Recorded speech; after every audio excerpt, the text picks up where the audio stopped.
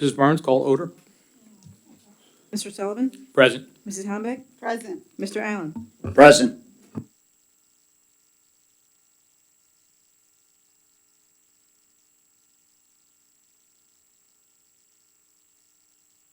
Thank you. Please rise to the Pledge of Allegiance.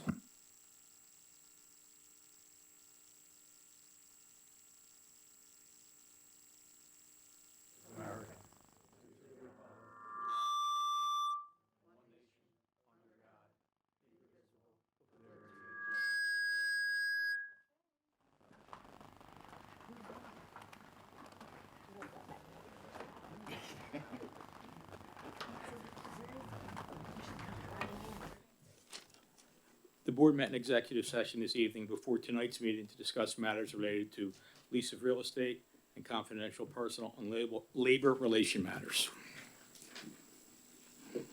Mrs. Barnes, any announcements? No announcements. Mr. Bowman, Superintendent's Report. Thank you, Mr. Sullivan.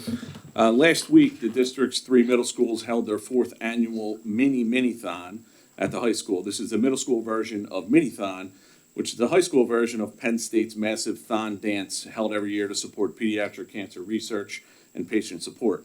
The middle schools raised a new record amount of $7,077 for the cause.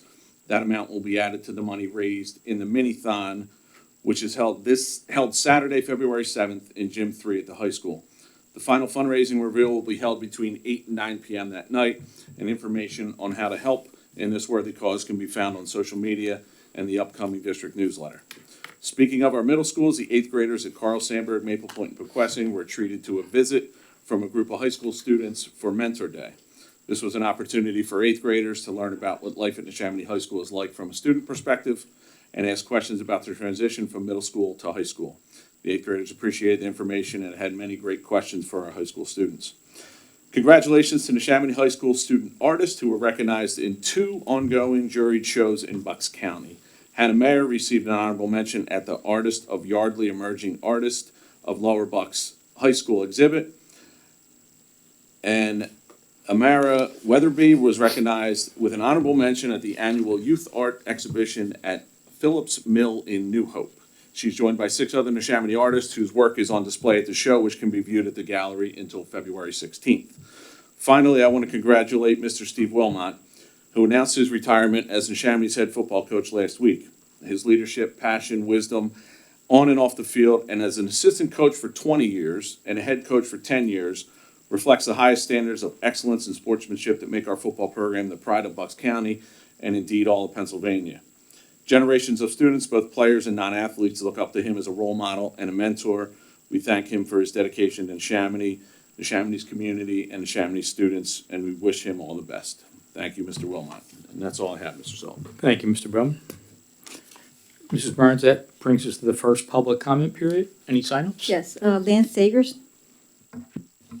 Please approach the podium. Give us your name, occupation, where you live. And press the button. Good evening, board. I'm not going to share my occupation. I don't think that's relevant, frankly.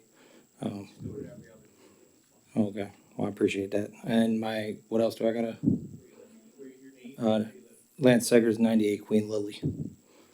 I had a question. I saw Mr. Bowman as well as Mr. Sullivan at the last supervisor council meeting. And I had some statements in that meeting in regards to the process of selling property for the school district, specifically Oliver Heckman. I know there's other properties that have been sold before, other properties that will probably be sold in the future. The first question I guess I would have is the process for putting out the bids. Is that a Neshaminy school district policy, or does that come from the state? How we bid for property and the board decides? There's a couple different ways you can do it under the school code. One is a private sale, one is a public auction, and one is requesting an RFP. It's a policy that was dictated by the RFP that went out, gave a timeline, it was advertised. So that's how the process went. Did I answer your question? Yes, sir. Okay, yeah. And the reason why I'm asking that for clarity.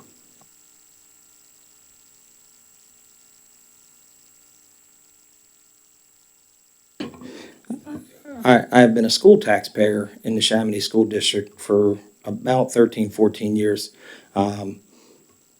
My son just now started kindergarten, so I didn't have much reason to pay attention to what this board has done, frankly, because I think a lot of the stuff in the minutes here is what I expect a school board to deal with, educational policy, curriculum, things like that.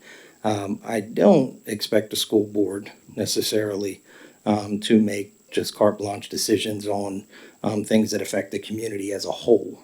And as a person who may not have a kid in the school district and may not be paying attention to what the school board is doing when they sell property, and somebody is going to put, maybe 50 townhomes or 100 townhomes or an apartment complex, I think that affects the community as a whole.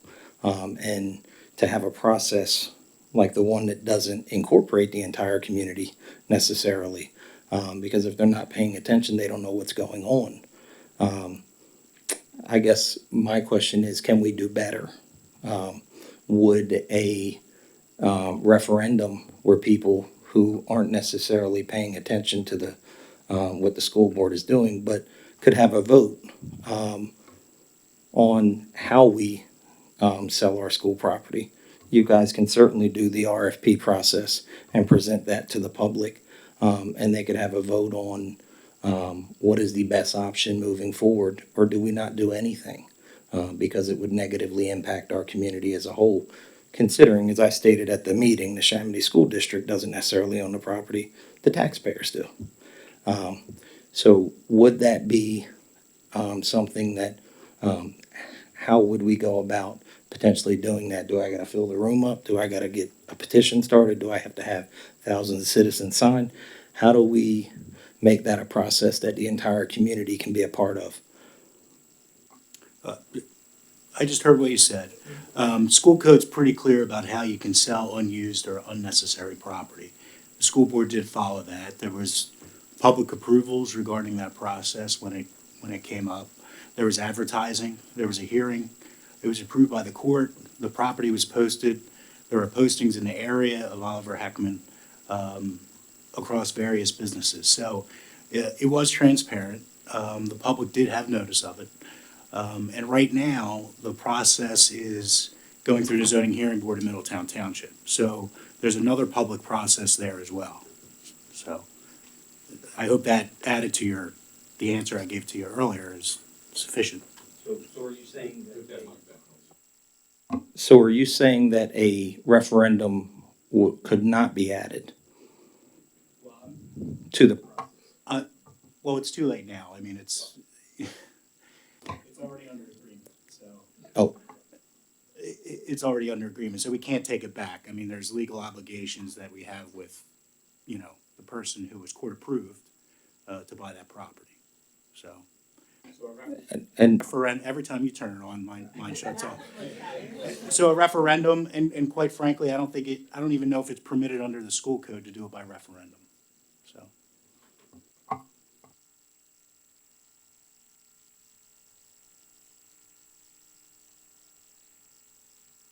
I'm gonna assume there's a lot of people in Twin Oaks that have a vested interest.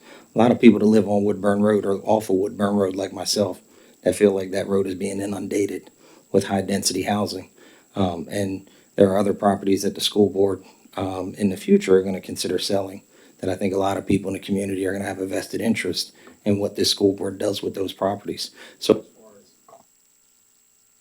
as far as whether a referendum can happen now. I understand that can't happen now. But in the future, what I'm looking at of the board is what is the best practice? Okay, should this board be deciding what taxpayer property is sold and how it's sold? Or should the community as a whole be deciding that, since it will affect the whole community? And I understand there's a process through Middletown Township supervisors. However, I think the best practice should be from the start, we should have a good practice. And if it gets to the supervisors, then they can make their decision. Okay. Now, as far as the process that occurred with Oliver Heckman, I understand you're saying that it was posted around Oliver Heckman, everything, all of that. I didn't get a mailer at 98 Queen Lily. Nor were you required to. Okay? So, but it was voted on here, and it was in public. Yeah. Okay. Yeah. Okay. We also, and, I'm Go ahead. going to have to cut you off in a minute because you're supposed to be limited to 3 minutes. You can come back up for the second, or we'll hang around afterwards. Okay. But there were facilities meetings where this was probably beat to death a little bit too. But for whatever reason, the public doesn't show up. I don't know. You know what? Before I got on the board, I didn't show up either. So I mean, I get that. So if you want to come back up, or if you have one more question, we can Okay. try to answer. I'm just gonna say, I understand I'm not required to, but I'm still a taxpayer. And the Oliver Heckman property, regardless of how far I am in Middletown Township, still affects me, still affects my kid, because it's gonna add additional students to our school district. So to say I'm not required to, again, I'm gonna go, what is the best practice? And if I'm not required and you guys aren't requiring to notify people, then I would say, then what's the board hiding? Are we not trying to bring the public in? So I appreciate your time, thank you. Thank you. Regina Tyack?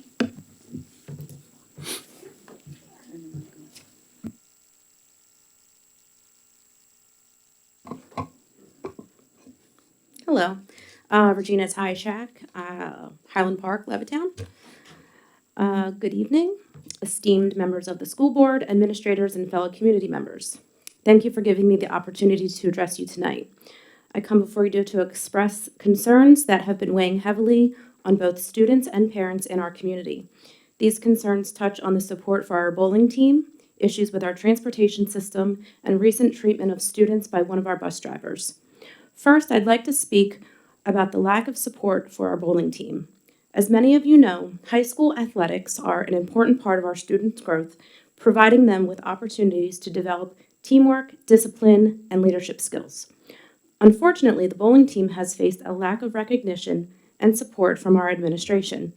Despite the team's hard work and achievements, administrators have not made an effort to attend games, nor were any administrators present at the team's senior night celebration. For our student athletes, it sends a discouraging message when the people in leadership roles are not showing up to support their efforts. These athletes are giving their best, and I believe they deserve to feel that their hard work is valued by the administration and our school community. Last year, the boys and some of the girls qualified for nationals, which was held in Lancaster, PA, which is a short 2-hour distance drive away. Yet no one other than parents and grandparents came to support those students. Meanwhile, there were significant support for other teams they were playing against, with superintendents, principals, and athletic directors from schools as far as Alaska and Texas. What message does that send our students? It is worth noting that after concerns were raised on social media, the team was pleased to see that Miss Lisa Pennington attended a recent bowling match last week. This was a positive step forward, and I thank her for showing up, but I hope this will continue to be the norm moving forward, not just for Miss Pennington, but for other administrators as well. I urge the board to consider the importance of supporting all student athletes, not just those in more visible or traditionally popular sports. Next, I'd like to address concerns about our school busing system. As a parent, I've raised issues regarding the open windows on buses and the impact of extreme cold weather on students' comfort and safety during commutes. The bus has all of the windows opened a couple of inches while the temperatures were in single digits. While we've been informed that the situation has been addressed, I continue to hear about the ongoing discomfort and delays. We need to ensure that our students are safe and comfortable while riding the bus, particularly during these harsh winter months. If the defrosters do not operate properly on the bus, as the driver claims, This is no longer a safety concern. It's now an issue. This needs to be addressed and fixed. Out of the multiple buses my children ride on, this is the only bus that has their windows opened during their ride to school. I urge the board to revisit the busing procedures to ensure the issues raised by parents and students are rectified. Lastly, I want to bring to your attention a troubling incident involving a bus driver's response to a parent email. Following an email sent regarding the open windows and concerned about the cold, all the students were scolded by the bus driver. There was an unfortunate scolding which, according to students, was recorded and captured the negative tone of the driver when an attempt to raise a legitimate concern was brought to the district administrators by their parent. This kind of response not only damages student morale, but also discourages students from speaking up about concerns in the future. Why are we silencing our kids? It is essential that we foster the environment where students feel comfortable communicating their needs and concerns, and where they are treated with respect by all members of the school community, including staff and bus drivers. I respectfully ask the school board to look into these matters and take necessary steps to ensure that all students receive the support they deserve in both academic and extracurricular pursuits. We must show our students that we are here for them and we value their hard work, and we are committed to providing them with a safe, supportive environment in which they can thrive. Thank you for your time and attention. I look forward to working together to make our school community a better place for our students. Thank you. Is that it? Okay. Okay. That brings us to item 2, routine matters.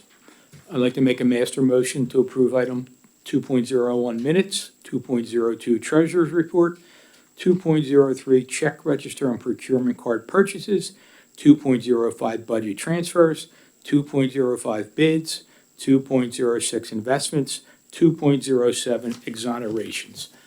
Motion on the floor, can I get a second? Second by Mrs. Lafferty. Comments or questions? All in favor? Aye. Opposed? Motion passes 9-0. Mr. Allen, personnel certificated. Thank you, Mr. Sullivan. I would like to place a master motion on the floor for 3.01, retirements, resignations, end of assignments, 3.02, appointments, 3.03, leaves of absence, 3.04, revised leaves of absence, 3.05, co-curricular resignations, and 3.06, co-curricular appointments. There's a motion on the floor. Can I get a second? Second by Mr. Rodriguez. Comments or questions? I would just like to make a comment for 3.01. I'd like to thank Gail Park for her years of service, 33.4 years as a lead teacher in English and C&I, and Jeanette Aguilar for 16.8 years of service. Thank you for your dedication to Neshaminy. Okay, we have a second. We have comments. All in favor? Aye. Opposed? Motion passes 9-0. 4, Section 4, personnel support. Mrs. Hollenbeck? Thank you, Mr. Sullivan. I'd like to make a master motion for 4.01, retirements, resignations, end of assignments, 4.02, appointments, 4.03, ancillary appointments. We have a motion on the floor. Can I get a second? Second by Mrs. Brochus. Comments or questions? All in favor? Aye. Opposed? Motion passes 9-0. Business operations, Mrs. Marshall. I'd like to make a master motion, 5.01 social work PRN contract, 5.02 tax collector compensation program, 5.03 Sunday facility usage, 5.04 settlement agreement. There's a master motion on the floor. Can I get a second? Second. Second by Mrs. Hollenbeck. Any comments or questions? All in favor? Aye. Opposed? Motion passes 9-0. Educational development, Mr. Rodriguez. Thank you, Mr. Sullivan. I'd like to make a master motion for 6.01, homebound instruction, 6.02, student settlement agreement, 6.03, overnight trips. We have a motion on the floor. Can I get a second? Second. Second by Mr. Allen. Comments or questions? All in favor? Aye. Opposed? Motion passes 9-0. Section 7, policy. Mrs. Lafferty. I'd like to make a motion, 7.01, first reading of policy, whereas the Board Policy Committee reviewed the policies listed below at the January 23rd, 2025 committee meeting, and whereas the board policies listed below are being recommended for policy first reading, now therefore be it resolved that Neshaminy School Board of Directors reviewed the policies listed below and recommend a second reading and final adoption at the February 11th, 2025 Public Works Session meeting, and there are 9 policies listed below. Thank you, Mrs. Lafferty. Can I get a second? Second. Second by Mr. Rodriguez. Comments or questions? All in favor? Aye. Aye. Opposed? Motion passes 9-0. That brings us to the closing of the meeting. Anyone have any other board business? Anyone want to come up for the second public comment period?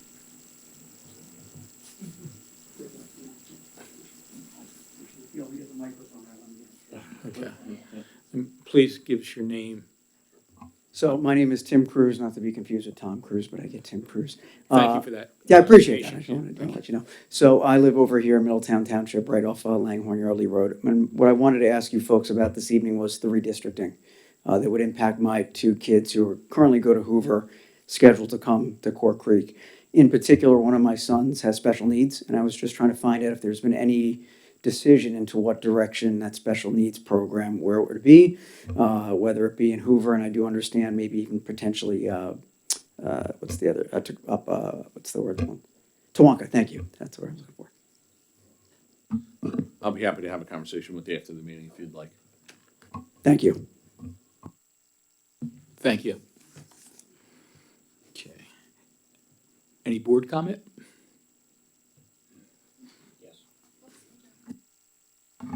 The gentleman has left, but when he brought up the issue of how this board dispenses or deals with property, I just wanted to bring a board perspective to it. How we deal with buildings, closing a school, opening a school, remodeling a school, painting schemes of school, glass colors in schools. Most of those nitty-gritty deals are done in the facility committee meetings and sometimes in our operations committee meetings, where you can give a back and forth to the committee and we can have full-blown discussions on them.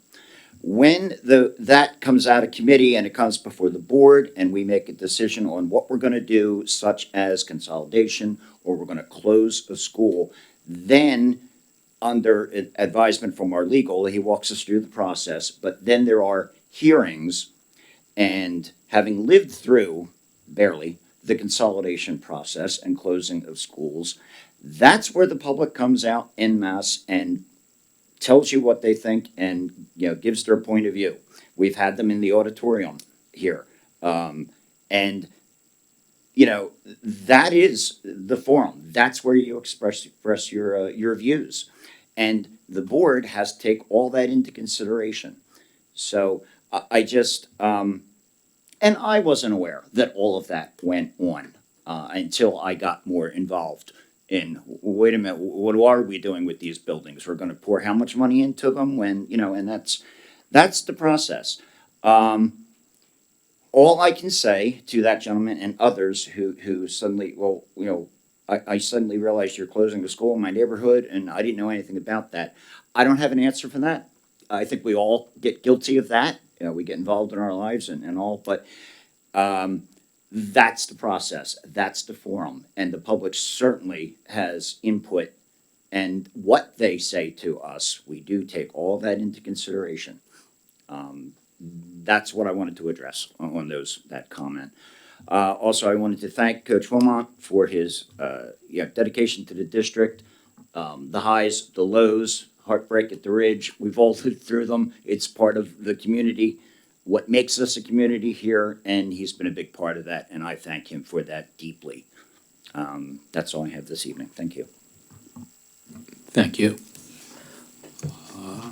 As far as future meetings, on February 11th, there will be a public work session in this room, and the next committee meeting after that will be the 13th, the Facilities and Planning Committee, on the 13th at 6:30 in this room as well. With that, I'd like to make a motion to adjourn. Second. Second by Mrs. Hollenbach. All in favor? Aye. I don't think there's a need for discussion. Motion adjourned, meeting adjourned.